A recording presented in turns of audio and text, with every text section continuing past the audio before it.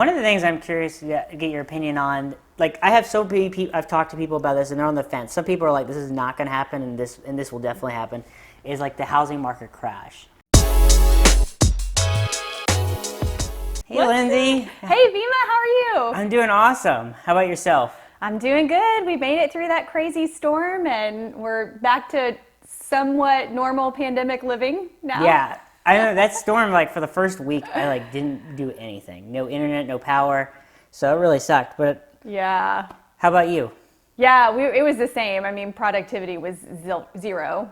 But I was spending my whole day melting snow so that we had enough water to flush our toilets because I've got 3 kids at home. And so without water, it can be pretty intense. But we survived. We're here. Yay! Well, let's get into this. Sure. One of the things I always love to ask other realtors is like how they got into it. Because I see people that like just from straight out of high school. I see people that were like marine biologists. So I'm curious how you got into real estate. Yeah, that's actually, I became interested in real estate because we moved 3 times within 3 years with 3 babies. You were getting busy during that time. So it was like definitely trial by fire. I tell people it's like I learned real estate the way like an infant learns to swim when you just throw them into the deep end and let them figure out survival from there.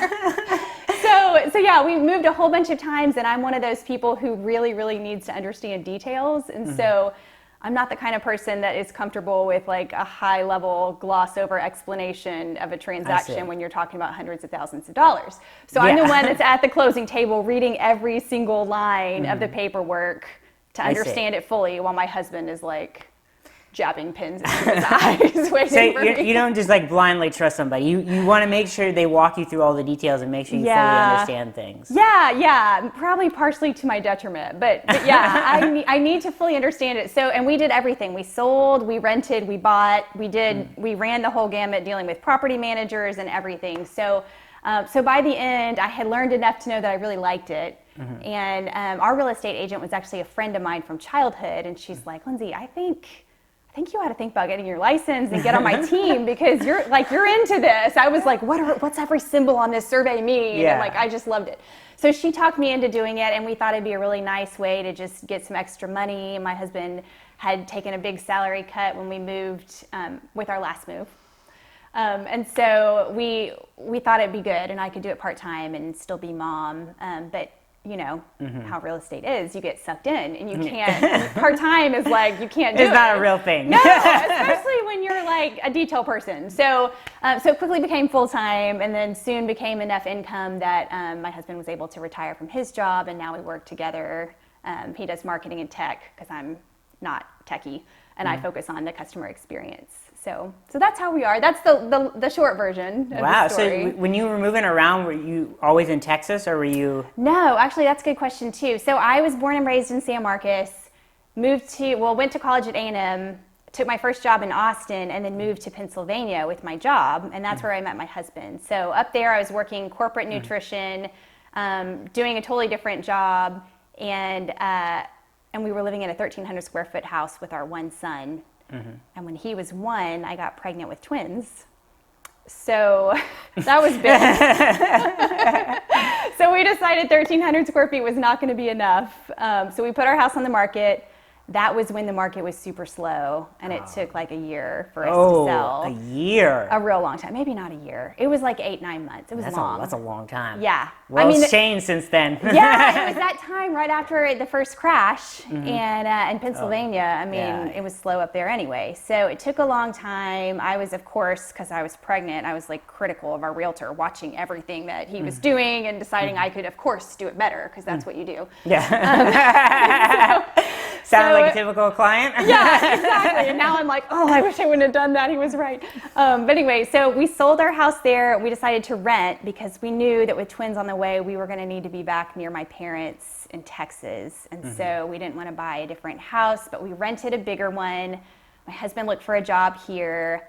We made the move, but I had been gone from Austin for 8 years by that point. And so I wasn't ready to move back to Austin and buy a house right away because, you can imagine, Austin was like a completely different city than it had been when I left.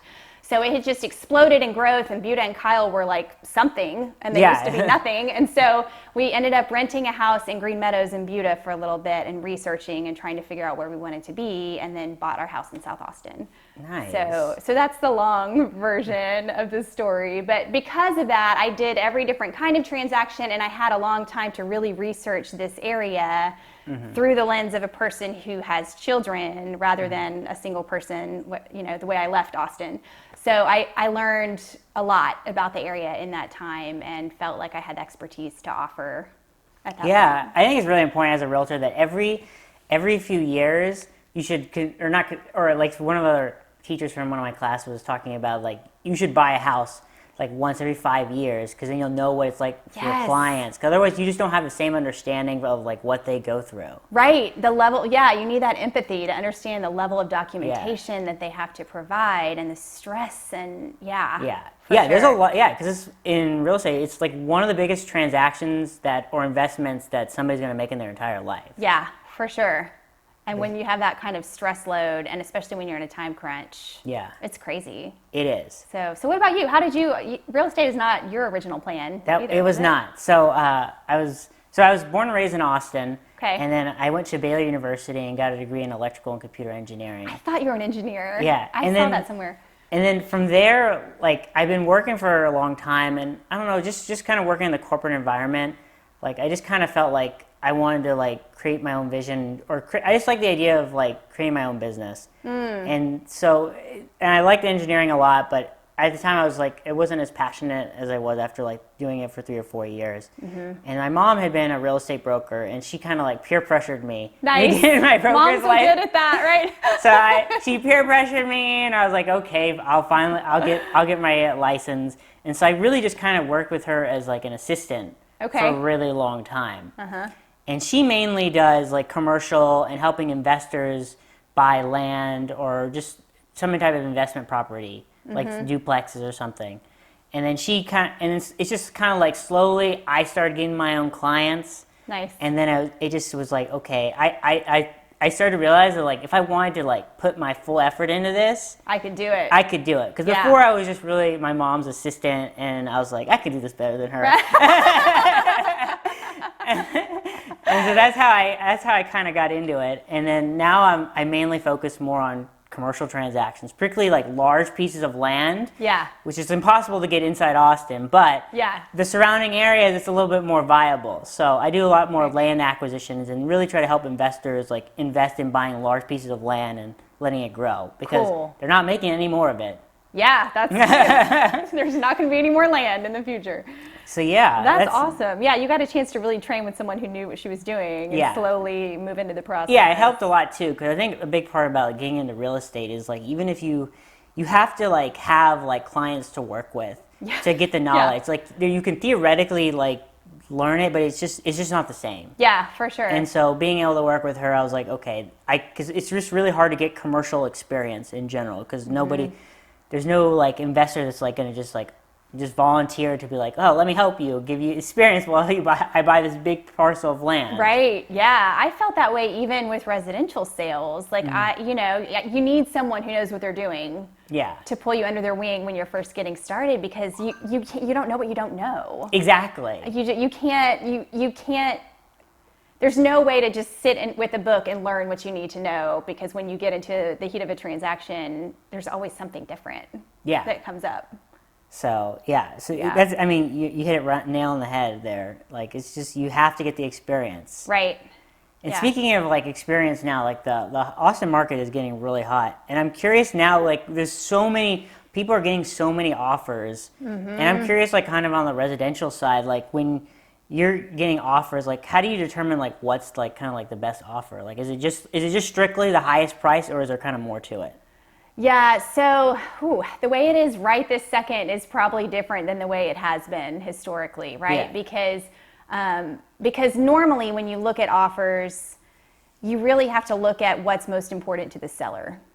And sellers are people, so everyone has their own needs, they've got their own plans, there's different things that are important to different people. And so in the past, I would say it's really, really important, and still to a certain extent, it's really important to have a conversation with the other side and find out everything you can about what their plan is, what they need, and tailor your offer to meet those needs. So sometimes it's the highest dollar amount, but sometimes it's, free lease back or closing on a particular day. Or actually, I had a transaction recently where my client got 2 offers. This is before it went really crazy. The 2 offers was like, okay, that's good. Yay! One was cash, the other was financed, and they were exactly the same dollar amount. So of course you think that the client would go for the cash offer. Yeah, that's what I would think. Right, because there's no, it's a slam dunk. You don't have to worry about the financing falling apart. Well, this particular buyer was veteran, and my seller was a veteran, and the loan was a VA loan. So he saw this VA loan come through and said, oh, what's this guy's story? Who's this buyer? So we found out who the buyer was. He ended up taking the VA loan, even knowing VA loans can be problematic. Yeah, they're very problematic. Especially with the appraisal. And he knew all of that going into it, and still there was just a deeper meaning for him at that. So it really just depends on who you're working with and what the situation is, and you need a real estate professional that can help you figure that out. Right now, you got sellers who are getting like $100,000 extra. So right now it's a little less nuanced than it used to be. You're just kind of like, whatever the highest dollar value is going to win, cash. Yeah. Things like that. When you're getting that kind of cash, maybe it's not on the perfect closing date, but you got extra money. Now you can pay to make it work out. So it's a little different right now. Yeah, I think the only things now, like I don't do much residential, but like I think the one transaction I had this year, the only things that we asked for is not only the highest dollar amount, but asking for buyers to waive appraisal. Because it's just like, because we just don't want to have any things problematically down the road. Yeah, for sure. That's huge right now. I think most of the time in Austin, in order to win a deal, you have to fill out something that we call an appraisal waiver. It's not really waiving the appraisal, but it's saying that even if the appraisal comes in low, the buyer will pay that extra cash. And you really got to do that right now to be competitive. Yeah, it's just like either if you don't do it, then they're just going to go with somebody else. Yeah. Because especially like with comps, like when the appraisal comes, like the comps are changing so often. Yes. It's hard to even like from an appraisal standpoint to like say it's going like this much over because there's no comps to like justify it. Right, exactly. It's just people are coming, so you have to have that appraisal waiver. Yeah, and the thing is the appraiser is looking at the past, right? They're looking at the last 6 months of transactions. And so a real estate professional is pricing based on the future and what we think is going to happen. So the appraisal is behind always, but when you're seeing a 20% year-over-year increase in prices, the appraiser's way behind on the value, right? On the market value. So appraisals are coming in pretty short right now. So what do you say to like buyers now? Because I tell my buyers you're gonna have a tough time. Yeah. My biggest advice to buyers right now is to be patient. It could take a while. I think I just saw a statistic. Bramlett Residential put out a survey asking agents what they expect when they submit an offer, and the average agent is submitting between 5 and 10 offers before getting a buyer locked in right now. Yeah. So sometimes you walk in and get the first one, but on average, I don't think that's very often. On average, it takes a while. So be patient. Get your credit score up. In the past, a lot of first-time home buyers have used FHA loans to buy. FHA loan has a lower barrier of entry with a credit score, and so you could buy a house with a fairly low credit score. But now a seller sees that as more risky, and so you really need a conventional loan or cash to win. So that means you've got to get your credit score up a little bit higher and save that cash so that you're ready. So if you're like a first time home buyer, like what do they need to do to like to win a house? If you're a first time home buyer, the biggest thing you can do is hire a really experienced agent. Okay. Who understands the market. Okay. That's a good step one. And the agent has to know your area too, because especially in Austin, it's like hyper local, right? So every little pocket is functioning differently, and you need an agent that understands the areas that you're looking in. Other things are just what I said. You got to get your credit score up, and you got to pay down debt. You don't want to you want to be as free and clear as you can with your lender so that you'll have that extra cash available in case you need it for the appraisal. Does that make sense? Yeah, it makes sense. And you particularly know like South Austin really well. Like you know all of Austin in general. You were born in this area, but you know South Austin's like that's your that's your home. South Austin's my home, my playground. Yeah. Speaking of it's like South Austin, like I'm really big into land, and so I try to find like land with a house on it, like a large piece of land with a house on it. And I'm curious of like in the South Austin area, or just in Austin in general, like where would you suggest like neighborhoods, or just like where would you find that? Yeah, so you got to go way out. So like how far out are we talking? Well, it depends on your budget. Okay. But you can find nice homes on maybe an acre land. If you go southeast, I push people like toward Dale. Do you know where Dale is? It's tiny. Okay, Dale. Where's that near? It's like south. It's east of Buda. East of maybe Buda? a little northeast of Buda. Okay, so like you're going out a little bit. That's like a good 25, 30 minutes downtown. Yep. So that's the one thing great is that Austin's still, even though we're a big city, we're still small. So like even like something like Dale is like only 30 minutes out. Right. So it's not that, it's like, even though it's a little far out, it's still not that bad in terms of driving distance. Yeah, that's so true. And depending on the time of day and the traffic.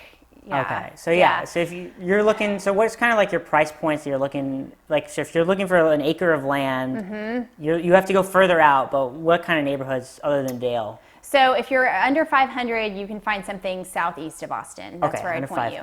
If your budget's higher than that, then you can look southwest of Austin, out toward Driftwood. Down Wimberley is a good area for acreage. San Marcos.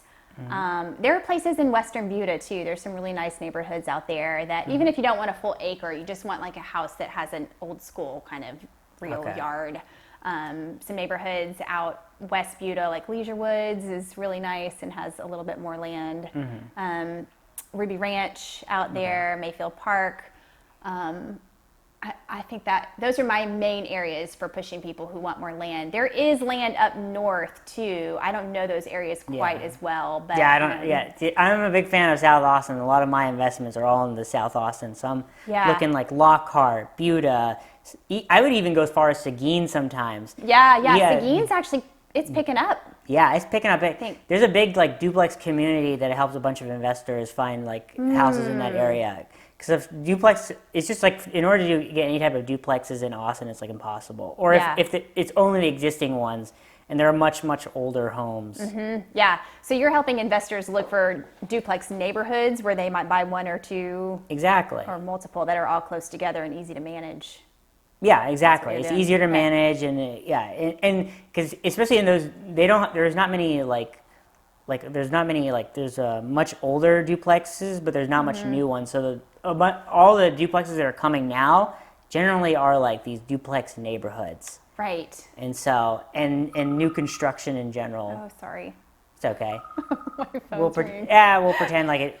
It never happened. It never happened. But speaking of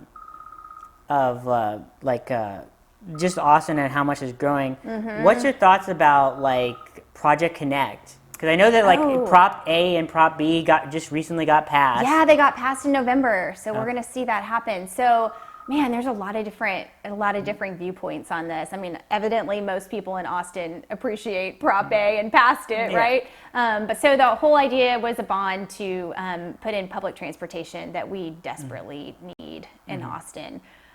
So have you looked at the plans? I've looked at it a little bit. So I know that like there's a line coming even where I live now. Yeah. Kind of like along the William Cannon, but I haven't looked at it too extensively. So the biggest changes are putting in some light rails. Okay. So there would be one that would connect, that would go north-south, like from Crestview down to like Campus, which would be awesome. And then there'd be a light rail that would go like from somewhere in closer out to the airport. So like a north-south on the west side of town, and then like a east-west down south. So those are the big ones. There's also, there's already a light rail, or not a light rail, but there's already a train rail that goes from Leander down into Austin. They're going to like beef that up with like throw $25 million worth of improvements at it. And then they're going to put in a tunnel, supposedly. Oh, really? Have you not seen this? I haven't They're looking seen this. at putting a tunnel that's going to go under downtown. So it's going to be more like a subway in cities that are, comparable to our size.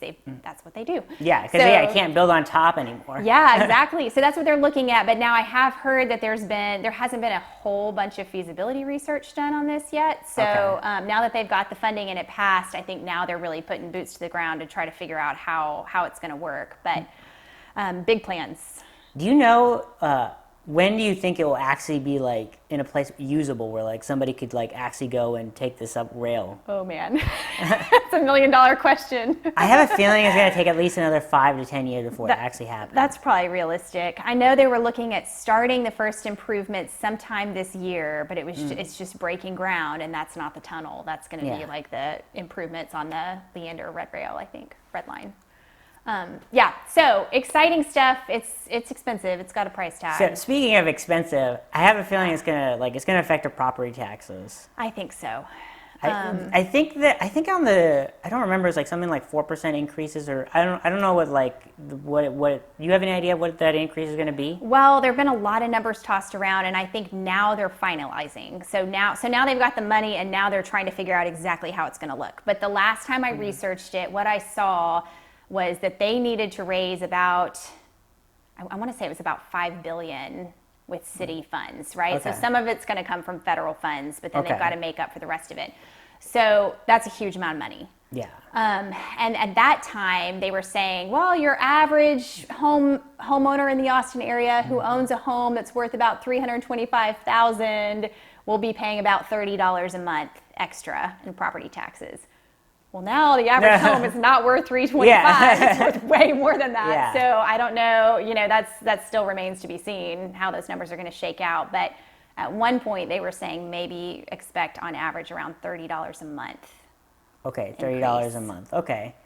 One of the things that I'm curious to get your opinion on is, like, do you think it's going to like hurt the value of homes? Because the reason why I say that is I was visiting somebody in London, and he was talking about like when he had a house there, he was mentioning that like the owners preferred the rails to not go near their house because it actually lowered their values of their homes. Oh, interesting. And because I think it's just because of like people that use the rail tend to be more like low economic status. Yeah. I'm curious, what's your thoughts? Do you think it's going to change? It's going to increase values, lower values? What's your thoughts? I think it's going to do both in different places. Okay. So I think, similar to a train track, right? Okay. Like the houses that are right next to a train track, they're going to see a decrease because you don't want to be right there. Yeah. Like your friend said. But for places like the city of Manor, who have not had any public transportation, they get a train that comes in right there and picks up and can take people to downtown for jobs. Well, that's going to cause a whole lot more people to be willing to move to Manor because they can quickly and easily commute to Austin and still buy a house that's not too expensive. So I think it's going to be a boon for some places who now have access to public transportation, but I think those pockets that are right next to it could suffer. It could suffer a little bit. Yeah, I can see it. I can see that. Yeah, I think it's going to be a lot like the metro, like in how that's affected the value of property or values. I think it's going to kind of have a similar effect. Yeah, I probably agree with that. Okay. A lot of changes. So many people from like California and New York are like coming to. You think all these people coming into Austin? Do you think it's going to like change Austin in general? I do. I think it's already changing. How do you think it's going to change? Well, for one thing, it's getting a lot more expensive. Okay. So I noticed that. I have a feeling the cost of a drink is going to get expensive too. Yeah, I think that could happen. So when that happens, it changes the character of the city, right? Yeah. Because you have these commercial businesses who are mom and pop stores who may not be able to afford property tax increases as the values rise, so they're going to get pushed out. We're already seeing it. We're seeing downtown businesses relocate into 78745 and into Dripping Springs and stuff like that. So I think the personality of downtown Austin is changing from kind of an artsy hippie vibe into like a little more highbrow, typical downtown. Oh, you think it's going to be more like kind of like upscale, kind of like more like Dallas? I do. Yeah. Okay. What are your thoughts? I don't know, because I'm thinking a lot of people are coming from California. I actually think we're going to become more liberal in the area. Yeah, I would agree with that too. Because we have the people that are coming here are Californians and like New Yorkers, so they're coming more from like democratic states. Yeah. I think it's going to be interesting. It's going to be an interesting mix because we're still Texas, so we're still in general although Austin's a very unique pocket for sure in the state of Texas. But I think I'm not exactly sure how things are going to change, but the one thing I do know for sure is prices are just going to go up. Prices are going to go up for sure. Yeah. And I think it will definitely, I don't think we're going to get a conservative business feel here. Mm-hmm. I think we're going to stay very liberal and probably get more and more. Yeah. But I think the quirky kind of gypsy feel that we've known South Austin to have is going to be pushed out. You know, I've heard that they had the graffiti park. Yeah. That there's I don't know. I've heard somebody was saying that that might get taken down. Is that right? Yeah. I was like that hipster vibe is starting to like kind of like I don't know change a little bit. Yeah. See, I think you're right. Things are going to, well, I think Austin in general is going to become much more upscale. Yeah. My hope is that those places find a different home, though. Yeah. Like that we hold on to it somewhere. Yeah, somehow. We still got to keep Austin the same, just with more people. Right. We got to keep it weird. That's why they're all coming. You know, a long time ago, Austin was turning down highway money because their thought was, well, if the traffic got so bad that people would stop coming. Really? But then what happened was they realized at a certain point that was stupid because people were still coming anyway. And so that's why we have a really, we don't have the greatest traffic system. Like, even though, like, time to travel isn't that bad, but per capita, we're not great. For sure, yeah. Because we only have, two vertical highways because we have Highway I-35 and we got Mopac. Mm-hmm. Those are really our two. And then 360 is kind of a semi-highway. Yeah. And then 130 is so far east, it's not the greatest vertical highway. Yeah. And so we don't have a great system right now. But I agree, yeah. Things are changing big time. Now they kind of got the message that people are coming to Austin regardless. People are coming. We got to scramble to figure out how to Tesla's now. Tesla's already they've started their Gigafactory. Yep. I think Oracle's coming now, and then I don't know more. I had a feeling I don't know if Amazon headquarters came here or not, but they have an office here. Yeah, and did you hear about Samsung? Oh, really? What happened with Samsung? Well, Samsung's already northeast, but they're looking at expanding their campus now, and the plans that they're proposing are $17 billion worth of expansion. Oh my goodness. Where Tesla was $1 billion. They probably just saw Tesla and they're just I want to raise them. Hold my beer. So that's not final, but that's what they're looking at. I think they're looking at a few different cities. Yeah, all these tech companies. I think just because we also have really good tax incentives for people to come here, and that's why all these big tech companies from California are coming over here is because they like the Austin vibe, but more importantly, they just don't want to pay any more taxes. So they're trying to reduce their taxes by coming to California. Exactly, yeah. And I think the pandemic really fueled that, don't you? Because I think the restrictions were pretty strong in California and New York, and here they had a lot more room to do their business the way they wanted to do it. So I think there was incentive there to come to Texas, and then, employees can buy the same, or they can spend the same amount of money on a house in California versus Texas and get 2 or 3 times the square footage. Yeah, a lot more bang for your buck. Yeah, so I think people that work from home in states that were shut down figured, well, if I'm going to work from home anyway, I may as well move somewhere where I can buy a bigger house and enjoy my life. And so Austin's just a great city in general because we have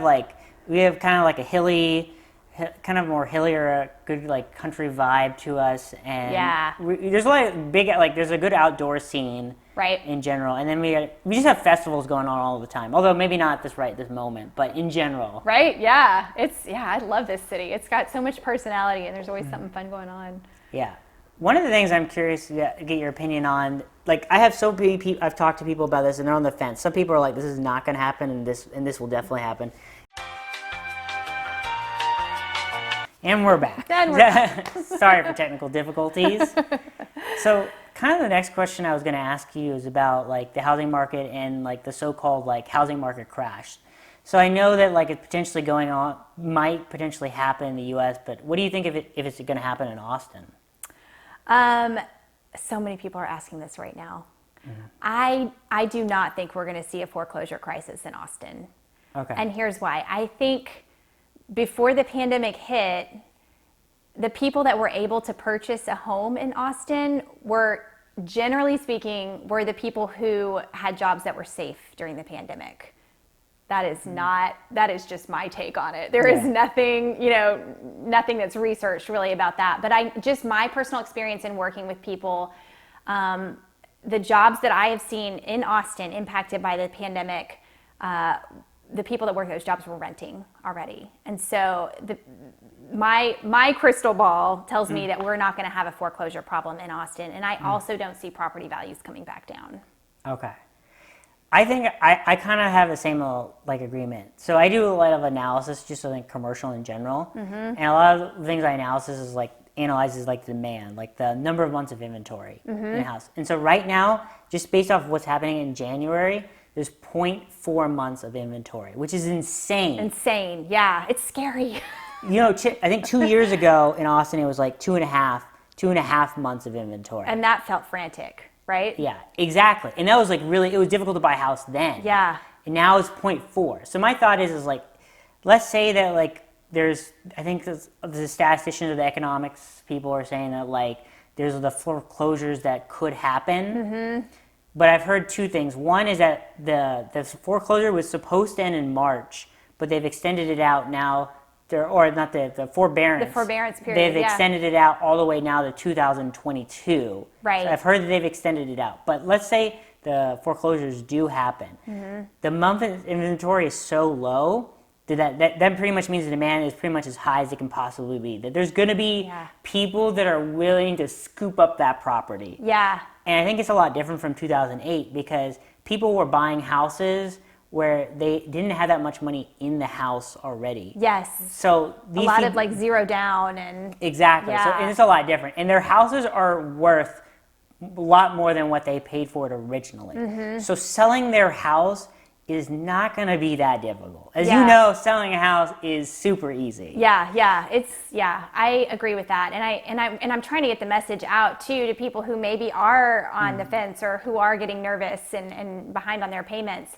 There's no reason not to sell before you hit foreclosure right now. I mean, walk away with beautiful profit instead of going through that process that puts a stamp on your record. And I think that's also why the demand is so high, is because people are so fearful about what's going to happen that people just aren't listing their houses on the market. I think from last year there was 5,000 houses for sale, and now it's in January it's 1,500. Yeah. So nobody, I think a big problem is that there's just a little bit of fear and people just aren't listing their houses, period. Yeah, I agree with that. And I think, the way it is right now, you can sell your house, but it's, the concept of trading up is really difficult right now because you sell your house, but then to turn around and buy something else is still cost prohibitive. So we have a lot of family friends who were thinking of selling, but now that they see the way the market is and how difficult it is to buy, I'm just going to stay put. That is one thing is it just depends if you want to sell your house. The thing is you got to buy something else. So right. It's a great time if you want to downsize. Yeah. Or if you're leaving the area. Yeah. Or if you're leaving the area. So, but yeah, it is a great time to be a seller. Yeah, it is for sure. I mean, you literally don't have to do anything. You just put your house on the market as is, and you can demand all the terms you want. Yeah. I still see sellers fetching the most though when they do try a little bit. So when they're trying, what kind of things do you do to kind of help your sellers market their house? Yeah. So first we come through and give them an overview of what kinds of things they can do to make their house present the best, right? So we'll give some staging tips, some advice. I'll bring in some things that I have to stage with for the professional photography. And then once we and photography is huge, by the way. There's some agents out there that just take a picture on their phone, like we were talking about. We're not going to name names.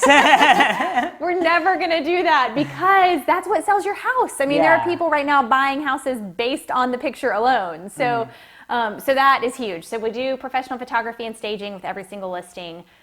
We run strategic ads on social media and through Google to reach the target audience for that particular house. So if we're looking at a house that's just built for families because it's in great schools and it's got 3 or 4 bedrooms and the yard and all that, then we're going to market to families in this area in that demographic who can buy a house. So, and there are really sophisticated tools now that allow you to target that. And I know online. Facebook, there's a lot of targeting tools, and Google and Google AdWords. There's a lot of good tools to really to really put your house out there now, because then also like Redfin and Zillow exist now, and so there's so many different ways to like market a house. Right. Yeah, and it makes a huge difference. So we invest a lot of time in learning how to stay abreast of those changes too. Okay. So yeah. Well, we're kind of coming close to the end of our little talk. But before I let you go, I have like a few speed round kind of questions I want to ask you. Oh, nice. So I'm curious, like we've been in the pandemic for a while, and so people are having to stay at home. So you probably order a lot more from places like Amazon or online shopping in general. Mm-hmm. Is there any like gift that you've given to yourself or someone else that's like under $100 that you really like love now? That I've given to someone else? Or that you've given to yourself, because those are the best gifts. Yes, I bought myself a necklace it was after this major real estate transaction happened where, long story, bought myself a necklace that is a little tiny gold compass, and I'm not actually wearing it today, I should have been, but I always feel it when I'm in a moment of stress or anxiety, and it's kind of grounding for me. So yeah, you got to treat yourself sometimes. Yeah. Treat yourself. Yeah, I think I mentioned to you before I have like one of those like productivity timers that I got for myself. I'm a big fan of it. And did you get that on Amazon during this pandemic? Yep, I got it about a month ago. Okay. It's one of those timers where like you want to work for 30 minutes straight, you like turn the timer, and then you have to stay focused for those 30 minutes on whatever task that you're working on. Okay. And once the time runs out, then you can like relax and do something else. And then you just keep flipping it over and over to keep you productive. That's awesome. And it's a little like childlike, but I mean, I love it. Yeah, no, I don't think it's childlike at all. I think I need that. That's great. So yeah, there's so much. I mean, Amazon's become my best friend recently. It's become everyone's best friend, I think. Okay. And I guess another question I have for you is like, just kind of the last like year or two, is there any big like real estate lessons that you've kind of learned?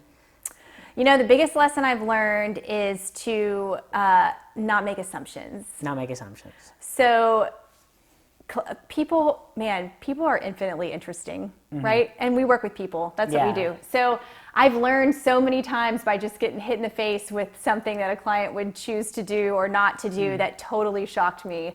And so I've learned that I always have to ask. It's a really fun process for me of getting to know a person and unraveling who they are and how they're going to choose to act in different situations and not to assume that I know that. Yeah, that's the one thing I like about real estate is you get people from like all walks of life. Yes. And it's just interesting to kind of get just like their perspective. It's like you would never do this, but like it's interesting to see how they think. And like you might be, sometimes I'm surprised to see that they do things that are like, wow, I really should be doing that. Yeah, you can learn a lot. I learn a lot about like just different ways that people act, and it's just like, it's because typically you're having to work with people not only that like are your friends, but other people as well. Yeah. And they just think differently, and that's the one thing I love about real estate is you just meet a lot of people that have a lot of different perspectives on life, and there's a lot I can pull from them. Yeah, continually learning. Okay, yeah. And I think as a realtor, it's a process of just continuing to learn. There's always something new. There's always like a new hit neighborhood. There's always something new to learn. I think so too. So what's the one thing you've learned? The biggest lesson you've learned? My biggest lesson? I don't know if I have anything quite in mind, but I've just like from the commercial side, just kind of learning more about like land development and like talking with the cities and like how to approach it, and kind of taking more like learning more about negotiations in general. That's probably huge. The biggest thing I've learned about like negotiating from real estate is you want to ask questions where the desired answer you want is no. So Interesting. So the thought behind that is like people are really uncomfortable saying yes to things. Huh. It's just like I think this is like kind of brain science-y. But people are just uncomfortable saying yes because that means they're committed to saying something. Gotcha. So if you ask a question where the desired answer you want is no, oftentimes they'll say no and then they'll explain why. And then you get deeper. You get deeper. So it helps, I think it helps not only just with negotiations, but just like in communications in general. Yeah. So like so good. So a tip I can tell you to like kind of how I would apply that is when you're calling someone, ask them a question. The first thing you should ask them, did I catch you at a bad time? And so the desired answer you want is no, but that's one way to kind of try that out. I've learned that there's a book, Never Split the Difference by Chris Voss. Yeah. I'm a big fan of a lot of his principles. And I've heard of this, but I haven't read it. I need to, I think. So I've applied a lot of his principles to negotiating in real estate. Because a lot of times I'm just trying to learn how the other side's thinking. And so I want them to expand as much as possible. And I learned that like by asking more no-oriented questions, people like talk longer and they give me a better perspective of what they're looking for. Yeah, that's so good. I love that. I need to pick up that book, I think. Yeah, I'm a big proponent. Maybe you should put a link to buy it. Yeah, I'll put a link in the description. And so last thing is so if people want to get in contact with you for real estate, how would they go about getting in touch with you? So I'm on YouTube. My channel is called South Austin Living. I'm on Facebook, just Lindsey Keller Realtor. My phone number, we can maybe pop in. We'll put it in the description. Yeah. So that's probably the best ways. Okay, perfect. Yeah, well, with thanks. that, we'll conclude everything. Well, thank you so much. This was fun. Yeah, this was fun. We'll have to do this again. First time. Yeah. Okay. Oh, it's great. Okay, well, we'll talk to you everyone soon. All right, see you next time. See ya.